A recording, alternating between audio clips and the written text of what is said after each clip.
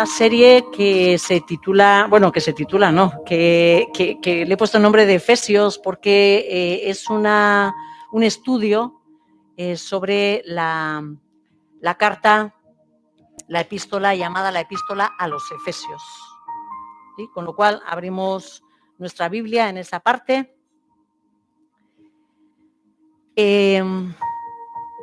Lo que hemos estado haciendo en todas estas predicaciones anteriores ha sido reflexionar sobre una oración que Pablo decíamos que no sabíamos exactamente si los receptores de la carta eran precisamente los efesios o la iglesia de la Odisea, pero lo que en realidad nos importa es lo que pone la carta, que el mensaje es muy profundo, ¿no? Y veíamos que esta carta comenzaba con una gran bendición, que lo que decíamos era que no sabíamos cuánto abarcaba de toda esta oración, pero sí que veíamos cómo había una bendición al Padre, ¿no? Comenzamos diciendo, bendito Dios y Padre de nuestro Señor Jesucristo, y lo primero que reflexionábamos era en que Él nos había bendecido en los lugares celestiales, no sé si os acordáis. El Señor nos dice, o la oración de Pablo, lo que empieza es a decir que Él lo va a bendecir porque Dios nos ha bendecido grandemente, dice, en los lugares celestiales, y nos dice que con toda bendición espiritual, ¿sí? Que veíamos la gratitud del corazón de Pablo ante todas aquellas cosas que el Señor nos ha entregado, ¿vale? Y también veíamos cómo hay una gratitud por todo aquello que ha hecho, ¿no? Dentro de esas bendiciones con las que el Señor nos ha bendecido, menciona unas cuantas en el texto, ¿vale? Nos vamos a Efesios, al capítulo 1, voy a leer del versículo 3 al versículo 6. Y dice así, no sé si apagarlo.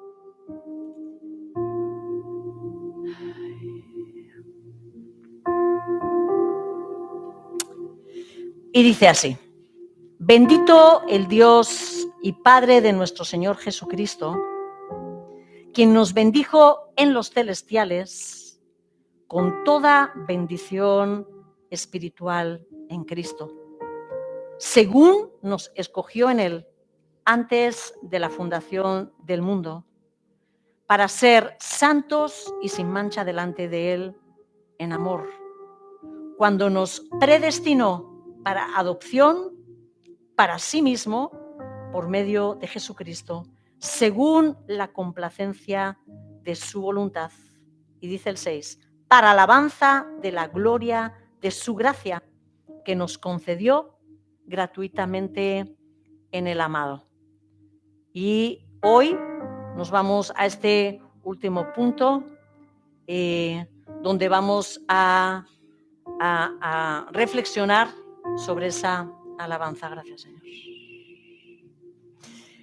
Reina Valera dice, con la que nos hizo aceptos en el amado. Hay como varias posibilidades, ¿vale? De traducción. ¿Qué es eso de la gracia? Una palabra que Pablo especialmente va a usar muchas veces y en esta carta con mucha abundancia. ¿Qué es eso de la gracia? Mirad, me gustaría que todos los que estamos aquí nos llevemos, digamos, ese concepto claro. La gracia es un atributo, uno de los atributos de nuestro Dios, ¿sí? El término gracia en griego, porque necesitamos entender, hermanos y amigos, que todo lo que tenemos escrito en la Biblia nuestra son traducciones, ¿vale? Son traducciones. En ese original, en concreto el Nuevo Testamento, se escribió en griego. Por eso es bueno mirar las palabras en ese idioma en el que fue escrito, ¿vale? Y la palabra que traducen como gracia es el término charis o charis en el griego, ¿no? Esta palabra en concreto, en el uso que había común de esta palabra, significaba todo aquello que es causa de deleite, de regocijo, ¿sí? Pudiendo referirse a belleza, algo que podamos ver y en lo que nos podamos regocijar, en la bondad, algo que produce, ¿no? Ese deleite, el encanto, el favor, ¿sí? Tiene esas acepciones. Pero ¿qué es para nosotros la gracia de Dios? La gracia abarcaría, esta es una definición mía, ¿vale? No sé si es muy, muy teológica, pero espero que la podamos entender. La gracia abarca todo el obrar de Dios a favor de los hombres, operando para el bien de estos. ¿Se entiende? Todo que abarcaría todo aquello en lo que Dios está trabajando a favor de los hombres para hacernos bien. ¿Sí? Una definición de aquí, entre nosotros. ¿Vale? Se trata de ese favor de Dios que ofrece como una expresión de amor que Él tiene hacia nosotros, aquellas cosas que Él nos da, aunque nosotros no nos lo merezcamos. Esto es algo que se enfatiza mucho en el término gracia. Una de las cosas que tiene que destacar es que lo que nos da, el bien que nos da, es a pesar de que nosotros no nos lo merezcamos, ¿vale? Es por eso que vamos a ver muchos términos que están relacionados con la gracia.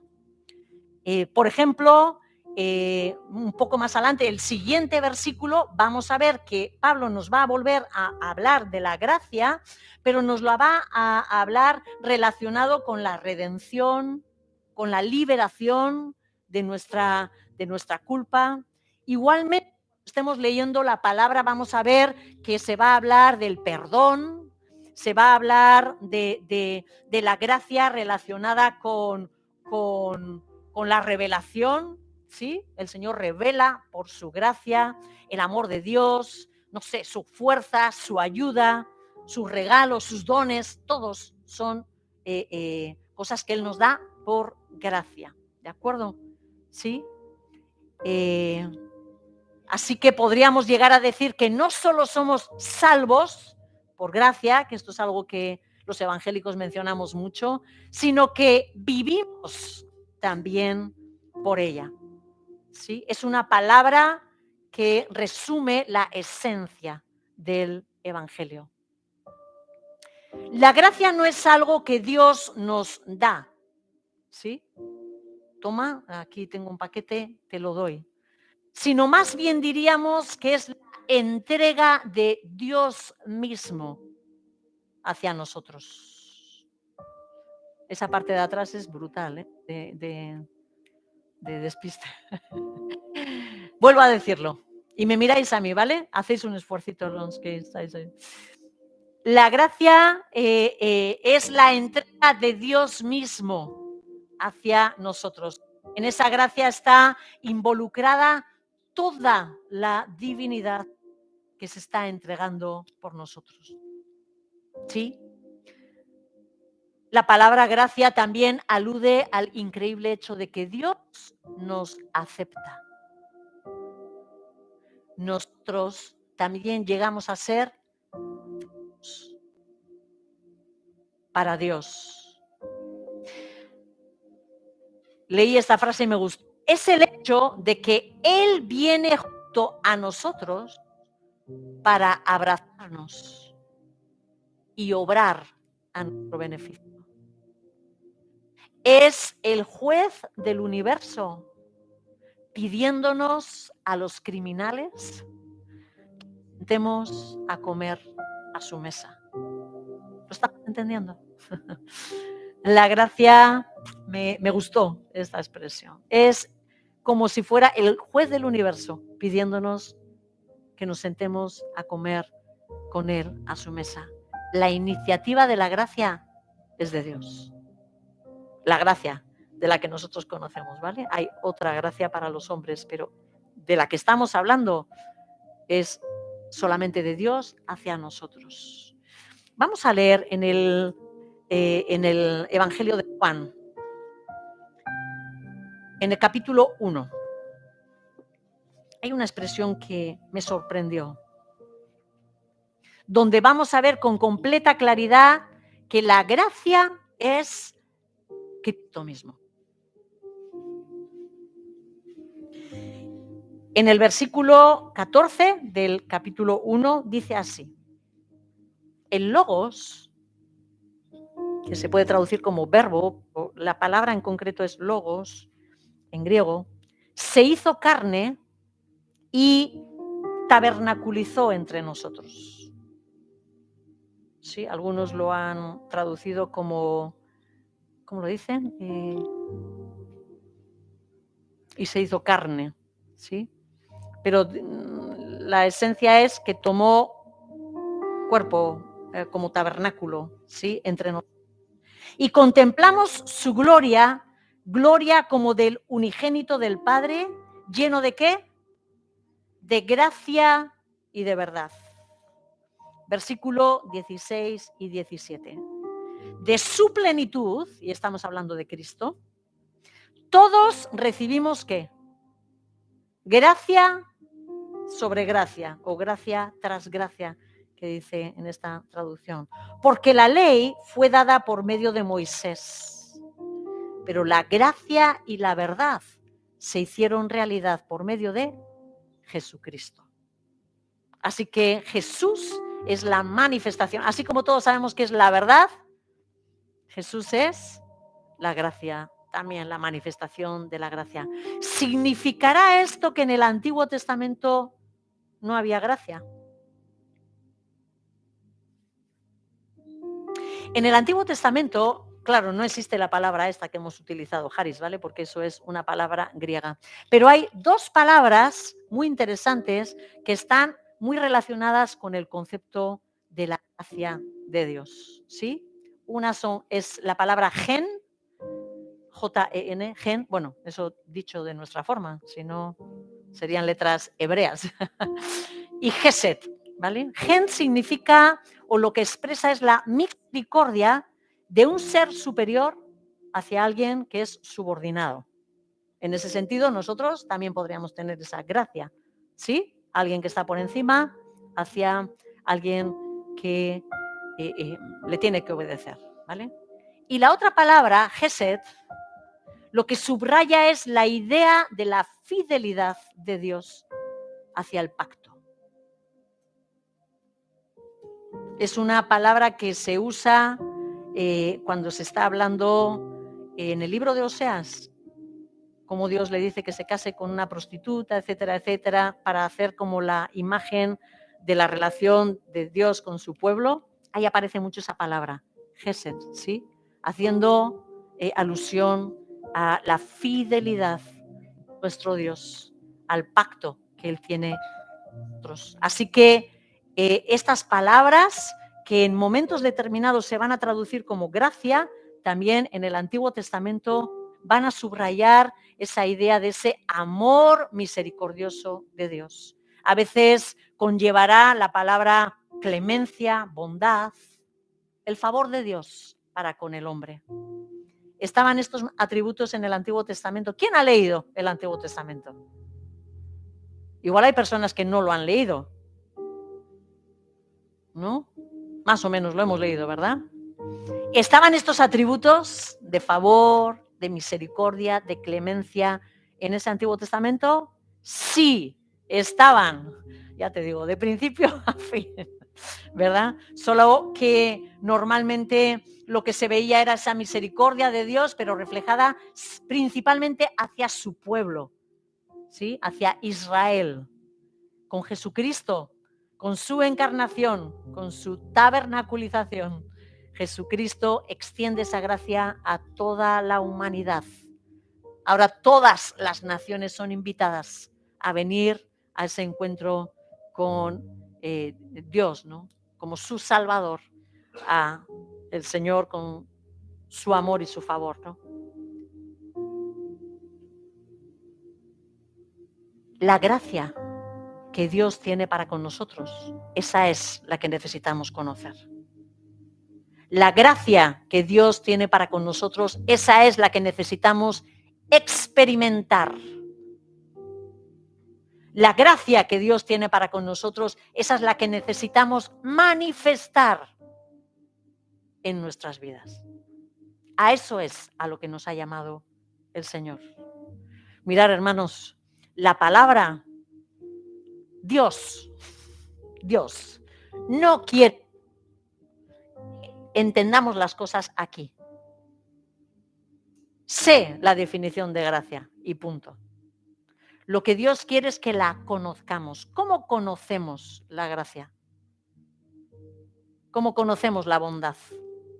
Os voy a preguntar para que os veo todos serios y bloqueados. Por ejemplo, con la desgracia.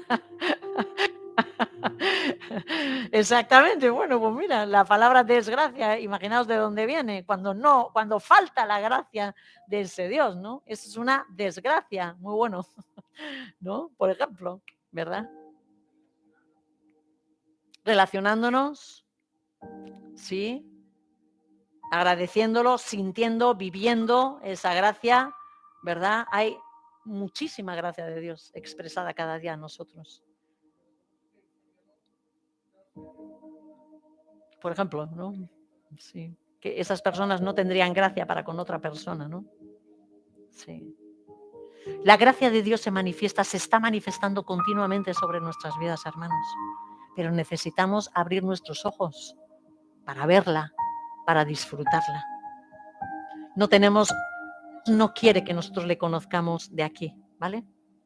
Sé que esto significa, han dicho en la iglesia esto o lo otro. Si la gracia de Dios no te conmueve, no la has conocido.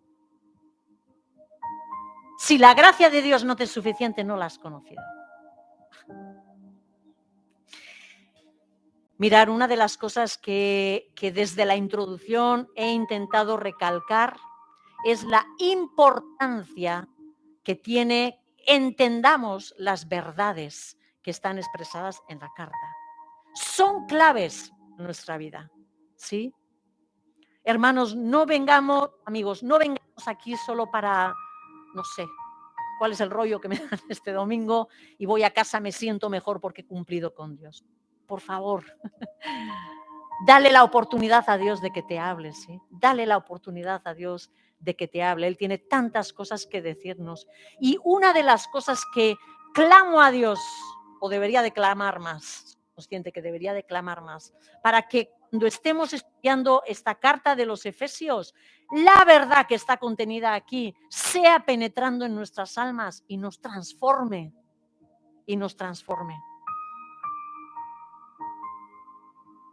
La conciencia de que somos elegidos, la conciencia de que somos predestinados, la conciencia de que somos adoptados por el Dios de los cielos, debería de traer una sanidad a nuestra identidad. Y todavía estamos muy enfermos, todavía estamos muy enfermos. Las verdades se declaran desde este púlpito. A veces yo digo, ¿será que no decimos las cosas? Las verdades se declaran, pero cada uno de vosotros tenéis que tomarlas, recibirlas, meditar, aceptarlas, vivirlas. Porque si no, no cambiamos nada, hermanos. No cambiamos nada, no cambia nada en nuestra vida. Salimos de aquí y seguimos viviendo igual. ¿O no es verdad que muchas veces nos ocurre eso? Salimos y vamos a nuestro rollo. Lo mismo que habíamos traído aquí, lo seguimos llevando. Y Dios venga a traernos palabra. La palabra viene, nos traspasa, entra, la agarramos y la sacamos. Porque nos importa más si tengo la olla puesta, si son lentejas lo que voy a comer hoy, alubias, ¿no? Que si vivo en la gracia o no vivo en la gracia. Y no nos damos cuenta de que nuestra salud emocional depende de eso. Nuestra estabilidad emocional. Hoy es el día en el que la sociedad está completamente desestabilizada. ¿Quién no toma pastillas para necesitar estabilizar algo? ¿Sí o no? ¿Qué angustia, qué dolores, qué traumas, que el psicólogo, que sí o no? La sociedad está hecha un desastre y nosotros tenemos la salida. Pero si la tomamos, la tenemos que tomar, hermanos. No basta con que Dios nos diga, esta es la salida. Nosotros nos tenemos que poner en marcha, levantar del asiento y tomarla. ¿Se entiende esto? Es nuestra responsabilidad, hermanos. Es nuestra responsabilidad. ¿Sientes que no está equilibrada tu vida? Escucha, por favor, en esta mañana. Porque si algo quiere Dios es que nosotros seamos hijos estables, sanos, como nos gustan los niños, rollizos, fuertes, sanos, ¿sí o no? Eso es lo que está deseando de ver nuestro Dios en nosotros. Hijos estables. Mirad, estoy convencida de que el entendimiento de la gracia nos va a traer equilibrio. Primeramente, la revelación de la gracia en nuestra vida nos va a permitir entender que no somos aceptados por nuestros méritos. Y eso nos va a llevar a la humildad. Una de las tendencias del ser humano es sentir que todo lo que hace, que todo lo que tiene que ganar lo va a hacer haciendo méritos. ¿Es verdad o no? ¿Sí? Hay una tendencia innata en nosotros a sentir que nosotros nos ganamos las cosas. Desde niños somos educados así, ¿no? Si nos portamos bien, ¿qué entregamos? Bueno, cada uno, ¿no? Depende de la edad. Un chupachus, sí. Empezamos por esos premios. Cómete la comida que después, como dice Vicky, a la noche te doy un helado. Si pasas el día, ¿verdad? O, ¿no? Luego ya va creciendo la cosa y se nos va complicando, ¿no? Yurkis, mami, que ha probado todo, ya no es un chupachus lo que quieren, ¿verdad? No se complican las cositas, ¿verdad? Sí, ahí eso va subiendo de categoría lo que nos piden, ¿no? Igual ya empieza ahí una bici, una moto, una patineta de esas que, el ordenador, que le ¿verdad? Se nos complica la cosa. Pero si nos damos cuenta, lo que estamos haciendo es relacionar el buen comportamiento con el regalo. ¿Se entiende esto? ¿Sí? Y dentro de nosotros queda eso grabado. Queda grabado. De que si yo hago algo es porque me lo merezco. ¿Vale? Sin embargo, la Biblia nos habla una y otra vez y Dios nos dice que esa gracia nos la está entregando gratuitamente. Hay un versículo que yo sé que todos nosotros lo conocemos cuando estamos hablando en concreto de la salvación, o la mayoría, que decimos, porque por gracia sois salvo por medio de la fe. ¿Qué dice después? Esto no es de vosotros, es un don de Dios. Y luego dice, no por obras, para que nadie se gloríe, para que nadie se jacte, para que nadie tenga nada que presumir delante mío. No es por obras, no es por obras. Igual te he roto todo el esquema, pero no es por obras. La gracia de Dios tiene la característica de que nos la podemos ganar. No podemos conseguir. La gracia de Dios es una iniciativa completa de Dios. Te amo porque te amo. Te salvo porque te salvo. ¿Sí? Yo alguna vez he dicho porque me da la gana y creo que hay personas que, ¿no? Que hay expresiones que igual aquí son comunes, pero a otros les asusta cuando alguna vez he dicho eso, así que voy con cuidado, ¿sí? Un buen entendimiento de la gracia va a confrontar con nuestro orgullo, con nuestra arrogancia, nuestra tendencia, en parte, ¿vale? Normalmente la humanidad solemos ir a extremos, ¿vale? Nos sentimos los más buenos o nos sentimos los más despreciables y más malos. Así que vamos a los dos extremos, ¿vale? Y ruego a Dios que la gracia en esta mañana nos ayude a colocar cada cosa en su sitio. Vamos con las personas que se sienten buenas, Creer que cada cosa que hemos hecho bien nos da la posibilidad de venir delante de nuestro Dios para pedir a Dios una recompensa. Esto es algo que está en muchas personas. Hemos sido buenos y ahora queremos que se nos recompense por ello, dándonos un lugar en el cielo, por ejemplo. ¿Sí o no? Todos se callan. Tenéis mucho conocimiento evangélico todos, ¿verdad? Pero la realidad es que nadie es bueno en sí mismo. Nadie es bueno en sí mismo. Solo Dios. Y para tener el título de bueno, tendríamos que ser perfectos. ¿Aquí hay alguien que pueda levantar la mano? Igual alguno dice, yo no la levanto, pero yo sé que soy buena. Entonces la pregunta sería, ¿pero eres perfecta? Y si no puede levantar la mano, que yo creo que nadie se atreve, no hay ni uno solo bueno, ¿verdad? A ver, por ahí atrás, para que no se me duerman. Beatriz, yo sé que no estás dormida. ¿Tú te atreves a levantar la mano? ¿Perfecta? No, que tú eres del otro lado, ¿no? Necesitas la gracia. Cristina, ¿a qué eres una buena persona? Sí, pero tanto como perfecta. No, tanto como perfecto no, ¿verdad? Mirar, es que no es cuestión de pesos. No es cuestión de vamos a poner aquí cuántas bondades, cuántas veces he entregado todo por mis hijos, ¿verdad? Tanto trabajo por ellos. Y vienen los hijos y dicen, ay, mami, usted se merece el cielo, ¿verdad? Que quieren recompensar.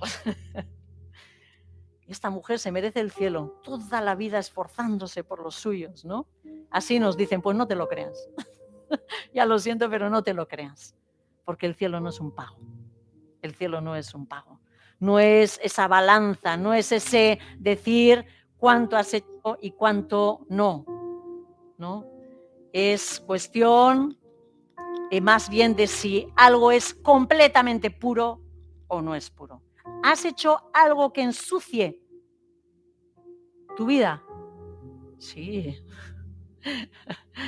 Algunos se atreven a decir mucho, ¿verdad? Pues serás más puro, más impuro o menos impuro. Pero todos, como decía Carmen, todos somos impuros, todos somos injustos, ¿no? No hay absolutamente nadie que pueda presentarse delante de Dios para ser aceptado. No hay. ¿Cuántos pecados cometieron Adán y Eva? Yacaira. ¿Cuántos pecados cometieron Adán y Eva cuando ya Dios dijo, tenéis que salir? ¿Qué hicieron? ¿Qué nos dice la palabra? ¿Desobedecieron? ¿No os atrevéis a decirlo? Una vez. ¿Cuántas veces comieron el fruto? Una vez. Una vez. ¿Cuántos pecados necesitamos para salir de presencia de Dios? Uno. Tengo el dedo un poco torcido. Uno. Uno. El entender la gracia de Dios es aceptar que no soy en absoluto merecedor de lo que se me está regalando.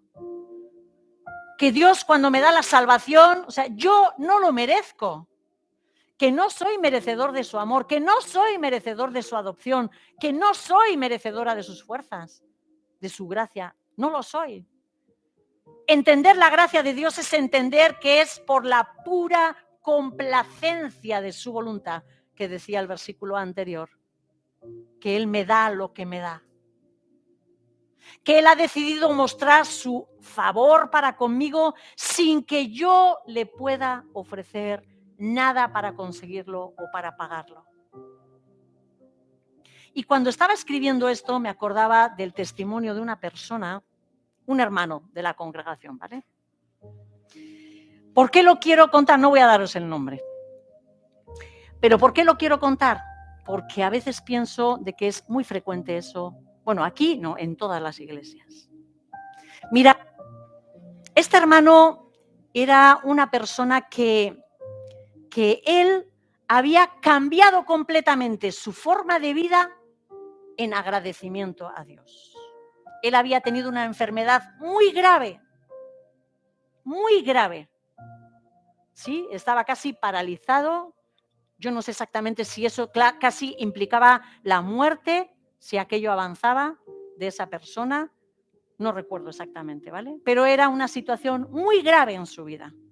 Y este hermano en la cama, clamando a Dios, ¿sí? Él hizo, voy a decir, un pacto con Dios, ¿sí? Dame la sanidad, sáname, sácame de aquí. Yo voy a cambiar mi vida, te entrego mi vida, ¿vale? Así que esa persona pasó el tiempo y el Señor le concedió la sanidad. Comenzó a rehacer nuevamente su vida, él comienza a tomar contacto y efectivamente él empieza a controlarse en todo aquel desastre o parte del desastre que él vivía, él comienza a controlarlo. Aquello que él se había comprometido comienza a cumplir con Dios. Este hombre estaba completamente convencido de esa salvación, porque había cambiado su vida. ¿Cuántos estamos hoy aquí convencidos de que somos salvos simplemente porque hemos visto algunos cambios en nuestra vida? Mirar, en el fondo, esa persona, si descorremos, si el Padre, el Espíritu Santo nos permite descorrer el velo en este momento, en el fondo esa persona había hecho una relación de que me porto bien, el Señor me da salvación. Y no quiero, por favor, porque no lo estoy contando para ni un solo pensamiento de juicio, sino de reflexión, porque muchas veces nos ocurre esto. Muchas personas piensan que tienen la salvación porque han visto cambios en su vida y porque alguna vez le prometieron algo a Dios. Esta persona, hubo un momento, una situación, no voy a ahondar en ello, en el que él sabía que Dios le había dado un plazo para entregarse a él. De repente descubrió de decir, no, lo que yo tengo no es real. O sea, lo que yo he estado pensando durante todo este tiempo no es real. Pero el Señor le estaba llamando a esa salvación, ¿vale? Y el Señor le dio un plazo. Cuando esa persona iba pasando el tiempo, bueno, él se dedicó a orar, se dedicó y se esforzó por leer la palabra, por todo aquello que creemos que a Dios le gusta, ¿sí o no? ¿No? ¿Qué puedo hacer? Bueno, pues voy a leer más. ¿Qué puedo hacer? Pues voy a orar más. Y este hombre iba transcurriendo el tiempo, pero en el fondo de su ser sabía que no había llegado a ese punto. Y él me llegó a expresar, yo creo que era el último día, desesperado, no puedo más. Yo no lo puedo conseguir. No puedo hacer nada. Quiero esa salvación, pero no tengo nada que hacer. Estaba desesperado. Cuando yo oí eso, esa persona decía, es imposible, o sea, no hay nada que yo pueda hacer. Cuando yo oí eso, le dije, has llegado al punto. Has llegado al punto. Has llegado al punto. O sea, su alma estaba clamando, es imposible. No sé qué hacer, no tengo nada para hacer. ¿Qué le doy a Dios? Hasta que él escuchó nada. No puedes darle nada. No puedes darle nada. Y esa verdad le llevó a rendirse delante de Dios y decir, aquí estoy, abrázame, toma mi vida, no tengo nada que darte, no puedo hacer nada. Ahí entendió la gracia. ¿Se entiende esto? Esa situación, yo estoy convencida de que es la de muchos de nosotros. que estamos tan reconfortados en que me han dicho que si repito esta frase, que si sé estas cosas aquí, que si canto que Dios es todopoderoso, ya soy salvo y he cambiado mi vida. Pero nuestras almas tienen que experimentar lo que estamos diciendo. Esa persona, yo no lo vi, pero estoy segura de que lloró delante de la presencia de Dios para decir, no tengo nada, abrázame, sálvame. Y Dios lo salvó. Y Dios lo salvó. Y Dios lo salvó. La revelación de la gracia de Dios nos va a permitir reconocer el amor de Dios hacia nosotros. La revelación de la gracia de Dios nos va a permitir entender los beneficios de Dios para nosotros y a no minusvalorar ni la obra de Dios ni a nosotros mismos. Lo voy a explicar. Este es el otro extremo. Todos estamos de acuerdo de que somos de extremos, ¿vale? O nos sentimos buenos y cuando estamos escuchando el Evangelio nos pasa por aquí, ¿no? Sobre todo nosotros que insistimos mucho en que somos pecadores. Si yo, ¿verdad? O tenemos el otro extremo, ¿sí?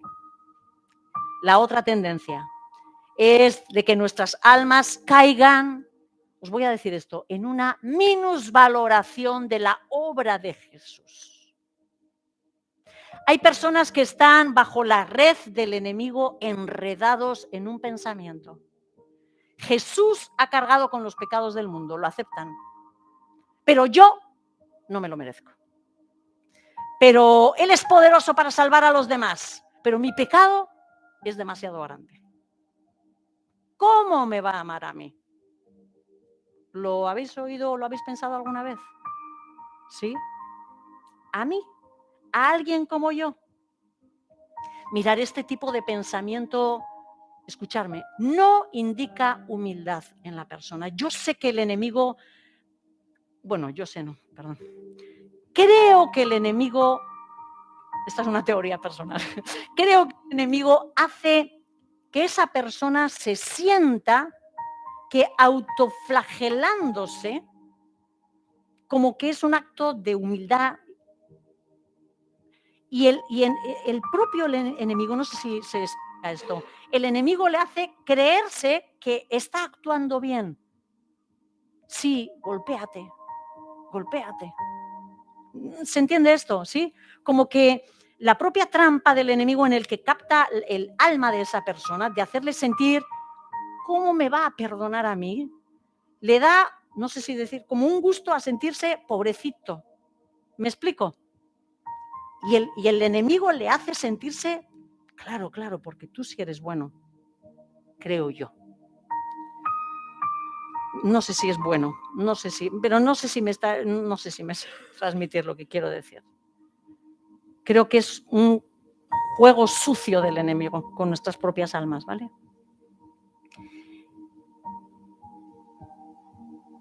Este pensamiento no indica humildad.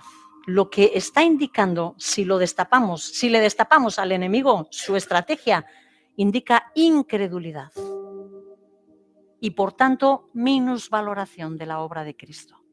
Lo vamos a ver desde otro ángulo, ¿vale? No quiero que veamos como el enemigo nos lo hace ver. Lo vamos a ver desde otro ángulo. La humildad, ¿qué es la humildad? La humildad es entender y aceptar la posición en la que estoy. Soy lo que soy. Eso es humildad. No pienso ni más, ni pienso menos. ¿Sí? Pensar soy una porquería no es humildad. Porque Dios no te está llamando a ti porquería. ¿Vale? Entonces, eso no es humildad. Vamos a quitarle el arma al enemigo, ¿vale? No tenemos, en la humildad nosotros estamos en el lugar donde Dios dice que estamos, ¿vale? No somos ni más, ni somos tampoco menos. Pero este tipo de actitud lo que implica es creer que hay pecados para los que el sacrificio de Jesucristo no fue suficiente. ¿Os dais cuenta? ¿Sí? Lo vamos a mirar de otra forma, ¿sí? Lo que estamos diciendo cuando decimos, ¿cómo me va a perdonar a mí? Es, este pecado que yo tengo es tan grande que ni Jesús lo puede perdonar. Y tú dices, yo no quiero pensar eso. ¿No? Pero lo miramos desde otro punto de vista. Al final estamos dando rienda suelta a decir, Jesús no me puede perdonar eso. ¿Sí? Este pecado es tan grande que ni la sangre de Cristo lo puede cubrir. Así que en el nombre de Jesús exhorto, y cada uno sabéis, yo creo que aquí, no sé si hay más tendencia, me voy a callar, que a veces digo lo que pienso y no importa. Hay también aquí mucha tendencia, ¿vale? A pensar esto. Os exhorto, hermanos, hermanas, a que no menospreciéis esa sangre, a que lo miréis desde este punto de vista, para que el enemigo no se engañe. Cuando no queremos reconocer o cuando no estamos queriendo reconocer que el Señor Jesús es capaz de llevar tu propio pecado, por muy terrible que sea, estaría minusvalorando a Jesús. Así que vamos a reconocer su poder, vamos a reconocer su poder. Yo sé que el enemigo nos hace pensar o les hace pensar que si piensan así, se están desvalorizando a ellos mismos. ¿Sí? La persona piensa, me estoy desvalorizando a mí mismo. Pero no es así.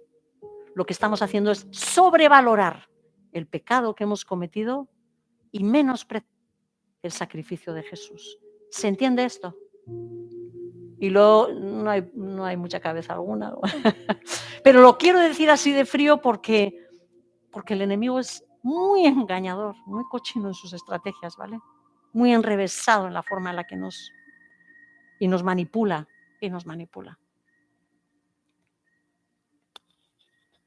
Aquellos que no movéis nunca la cabeza, ¿se ha entendido o no se ha entendido? Los del lado izquierdo. ¿Se entiende esto? Cuando yo digo, ¿cómo me va a perdonar a mí? Si soy tan mala o si he llegado a pecar tanto, con tanto pecado que yo he cometido, al final lo que estoy haciendo es menospreciar el poder de la sangre de Jesús. Escuchar esto. Si el enemigo te dice con mucha frecuencia, no te lo mereces, ¿sabes qué le vas a responder? Tienes toda la razón. No me lo merezco. No te lo mereces, no te lo... Toda la razón, no me lo merezco. No me merezco nada. Pero ¿sabes una cosa? Que Dios, lleno de gracia, ha determinado salvarme. Y eso no me lo quitas, ni tú ni nadie. ¿Sí? Hay una determinación del corazón de Dios y no tiene que ver contigo. Y eso sí que se lo puedes decir a ese enemigo, ¿sí? Que no me lo merezco. Estoy de acuerdo. Mira, en una sola cosa estoy de acuerdo contigo, enemigo. Que no me lo merezco. ¿Vale? Pero a pesar de eso, mi Dios se ha levantado para salvarme. Su sangre tiene el poder para perdonar todo mi pecado. Así vas a quitar la posibilidad al diablo de descalificarte, porque cuando reconocemos la gracia, nosotros nos descalificamos. ¿Se entiende eso? Sí. Ya nos hemos descalificado, no tienes nada que decirme. Por otro lado, comprender la gracia te va a permitir descubrir cuán afortunado eres de haber encontrado el amor tan fiel y tan profundo que Dios nos da. Cuando nosotros entendemos la gracia, nos damos cuenta de decir que antes no valíamos nada, claro que no. Pero ahora entendemos que el Dios de los cielos, ¿sabéis cómo te ha valorado? Como un tesoro. Eres su tesoro. Quiero que escuches esto, eres su tesoro. ¿Y sabes lo que ha pagado? Que lo solemos decir muy rápido. pero la vida de su Hijo. No solo la vida, el despojarse de toda su gloria, entregándose en sacrificio. ¿Crees que eso es valor o no valor? ¿Crees que tu vida vale algo o no? ¿Cómo vamos a decir con nuestra boca que no somos amados? ¿Cómo vamos a menospreciar lo que Dios tanto ha valorado? ¿Cómo nos atrevemos nosotros a considerar como que falta el significado de algo que Dios ha dado tanto significado? Y ese eres tú. Y ese eres tú. Y ese eres tú. La gracia lo que debe de hacer es activar en nosotros un agradecimiento profundo y un reconocimiento del valor. ¿Por lo que tú has conseguido? No. Por lo que Dios me ha valorado. Así que en el nombre de Jesús, si esa es tu tortura, vuélvete al diablo. Que se calle. Que se calle, porque tu Padre te ha valorado como nadie más. El versículo que hoy tenemos que analizar dice que el Señor nos escogió. El versículo 6 dice, para alabanza de la gloria de su gracia, que nos concedió gratuitamente en el amado, ¿verdad? El deseo de Dios de que se alabe su gracia implica que su carácter, como Dios amante y deseoso de salvar, de bendecir, sea expuesto. ¿Qué es eso de que se alabe su gracia? Yo lo que estoy completamente, o lo que entiendo de esta afirmación es que lo que Dios quiere es que a través de nosotros, de sus escogidos, el mundo, la creación, vea exhibido la gracia de Dios. La cuestión sería, ¿cuándo se daría esa alabanza? ¿Dónde se daría esa alabanza? ¿Quién es el que da esa alabanza? Y el texto en este versículo no nos lo dice, ¿vale? Yo propongo que esta alabanza de su gracia pueda darse en este ámbito espacio-temporal, ¿sí? En el tiempo, en el plano, ¿no? En el que ven nuestros ojos, pero también en el plano eterno. ¿Os acordáis al principio? Quizás algunas personas no lo han escuchado, pero al principio hablábamos mucho de que hay una realidad espiritual eterna, y eterno significa fuera de tiempo. No antes, sino fuera del tiempo, ¿sí? Y en esa realidad yo creo que ahí también se debe de alabar su gloria, ¿no? En el versículo 7 del capítulo 2 de este mismo, mismo libro, de la carta a los Efesios, hablando de la gracia de Dios expresada por amor, ¿no? Dice que nos dio vida, en su gracia nos dio vida, y dice el versículo 7, para mostrar en los siglos venideros la inmensurable riqueza de su gracia. ¿Sí? Está hablando de exhibir la gracia. La palabra como siglo, que han traducido como siglo, aion, en griego, no se refiere a 100 años de tiempo, ¿vale?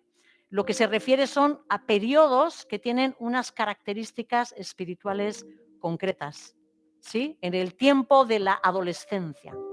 No son 2, 3 años, no estamos hablando de sí, sino periodos, tiempos con una característica. Pues esto es así, de forma que cuando está diciendo en los siglos venideros, o sea, en los tiempos que vienen, podría estar haciendo referencia al tiempo de esa venida de nuestro Señor Jesús o simplemente a la eternidad. Cuando nosotros vivimos en agradecimiento a Dios, reconociendo en nuestras propias vidas o en las vidas de los hermanos la obra de amor del Señor, estamos alabando el nombre de nuestro Dios. ¿Se entiende esto? ¿Sí? Si yo sé ver lo que Dios hace en mí y lo declaro con mi boca, que a veces aquí nos falta chicha, a veces, ¿no? En la alabanza, ¿no? A veces expresamos, ¿verdad? Pero qué bonito sería. Gracias, Padre, por esta semana, ha sido deleitosa. Gracias, Señor, porque me diste fuerza en ese momento que me estaba cayendo. Gracias que me levantaste por esa enfermedad. Qué bonito. El Señor está esperando a que alabemos su gracia, ¿sí? Sus bondades, ¿no? Así como cuando lo vemos en el hermano, ¿no? Que nos gusta escuchar cómo al otro le ha ocurrido. Mira cómo me ayudó en los papeles. Mira, aquello por lo que estábamos orando, hermanos, ¡pum! Nos lo ha concedido, ¿verdad? Tan bonito, ¿no? Y ahí alabamos el nombre de nuestro Dios. Cuando la gente que nos rodea,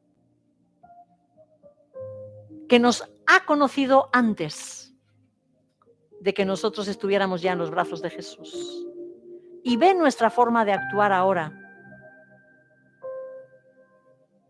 la forma en la que pensamos, la forma en la que hablamos, cuando es conforme a nuestro Padre, van a alabar la gracia de Dios que nos fue concedida. Yo recuerdo a mi padre, yo creo que alguna vez os lo he dicho, recuerdo a mi padre, después de haber visto la vida que yo llevaba, pobre hombre, un desastre de vida. Todavía recuerdo, eso no se me olvida, cuando él me decía, a ti sí te ha hecho bien esto de este Jesús, ¿sí? Él era muy ateo, ¿eh? Tú sí que necesitabas esto, ¿eh? Te ha venido bien, ¿eh? Te ha venido bien, ¿sí? Con sus palabras. ¿A quién le estaba dando la gloria? Estaba dando la gloria a Dios, ¿no? De ver semejante cambio, ¿verdad? Y la pena era que no lo reconoció para él, ¿vale? Eso no lo reconoció, pero le estaba dando la gloria a Dios. Eso es lo que necesitamos. Que la gente de nuestro alrededor, cuando nos vea, diga, ¿cómo ha cambiado Eduardo? Qué impresionante. Este chaval que antes andaba, madre mía, en la que andaba, ¿no? Y ahora, ahí le ves, su esposa, tal, y mira, tal responsabilidad, mira, sí, eso es dar la gloria a nuestro Dios, y Él lo quiere, ¿sí? Por ello es tan importante nuestro testimonio, hermanos. Por eso es tan importante nuestro testimonio, ¿sí? Cuando Jesús dijo, ¿no?, que nosotros éramos la luz del mundo. Cuando Jesús estaba diciendo que el que vea nuestras buenas obras va a glorificar a nuestro Padre que está en los cielos. Así que nosotros, y quiero Casa de Oración, ahora me dirijo a los miembros, Casa de Oración, tenemos la responsabilidad de hacer que la gente hable bien de Dios al vernos actuar a nosotros. Fijaros qué responsabilidad. ¿Hablarán bien o hablarán mal? ¿No? Es mucha responsabilidad la que tenemos, pero que abramos nuestra conciencia, ¿sí? Pero la Iglesia no solo es testimonio para los hombres, sino la Iglesia es testimonio para los seres espirituales. Estos también alabarán la gloria de Dios al ver nuestra transformación, al ver la gracia de Dios en nuestras vidas. Como lo vamos a analizar más adelante, Dios mediante, en esta carta, la Iglesia es encargada de dar a conocer a los principados y a las potestades en los celestiales, dice el versículo 10 del capítulo 3, la multiforme sabiduría de Dios. La Iglesia es responsable de traer entendimiento a los seres espirituales. Fijaros que lo dice sin pelos ni tapujos, a los principados y potestades. Y todos sabemos que esos son de los malos, ¿vale?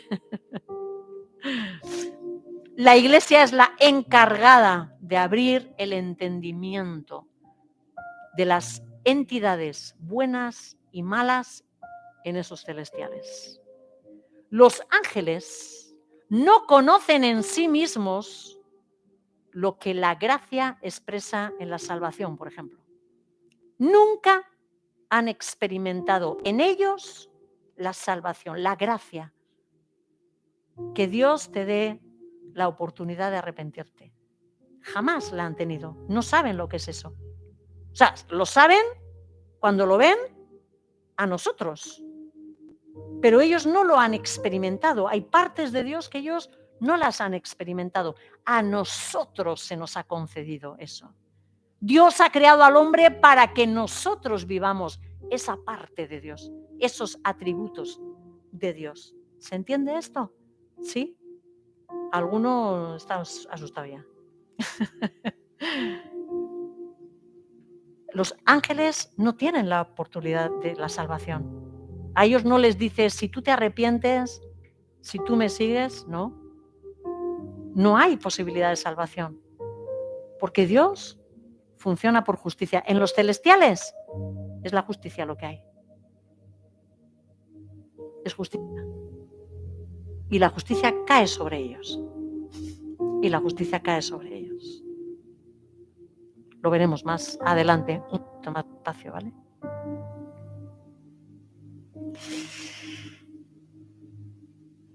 ¿Os acordáis de ese versículo? Yo sé que muchos de vosotros sí. Como dice, yo creo que es en el Evangelio de Lucas, que dice que los ángeles de Dios se regocijan cuando ven a un pecador que se arrepiente. Sí, después de la parábola de esa oveja perdida, que todos sabemos que somos nosotros. Sí, él dice que los ángeles de Dios hacen fiesta, se regocijan cuando un pecador se arrepiente. ¿Por qué? Porque lo viven externamente a través de nuestro testimonio. Esa es nuestra responsabilidad.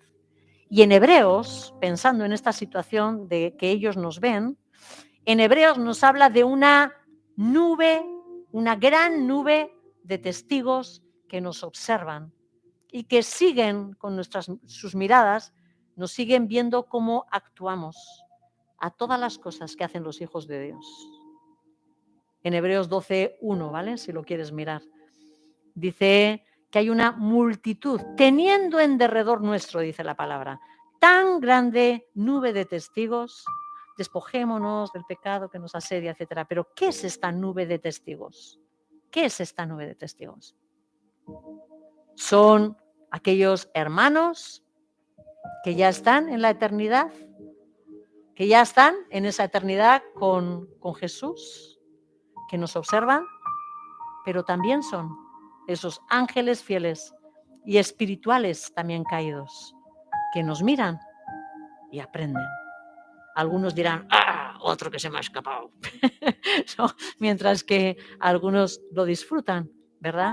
Pero todos aprenden y dicen, uy, este Dios,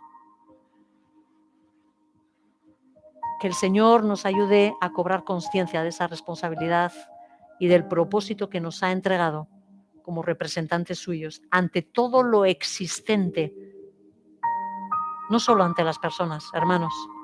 Aun cuando estás en tu casa, te están viendo, ¿vale? Y no solo Dios. Nos están viendo. Nos están viendo. Termina el versículo diciendo que la gracia que nos fue entregada es gratuitamente en el amado. Esta expresión, el amado, ¿a quién alude? A Jesús, a Cristo, ¿sí? Cuando el Padre habló de Jesús en su bautismo y en su transformación en el monte, Él lo llamó mi amado.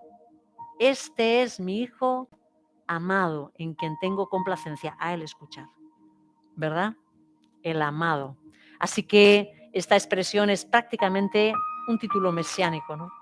Es probable que el Espíritu Santo inspirase a Pablo a usar esta expresión para hacer referencia a Jesús, porque esta carta es una preciosa descripción del amor de Dios hacia nosotros, sus amados, por medio de la obra de su amado, ¿sí? En el cual ahora nosotros vivimos.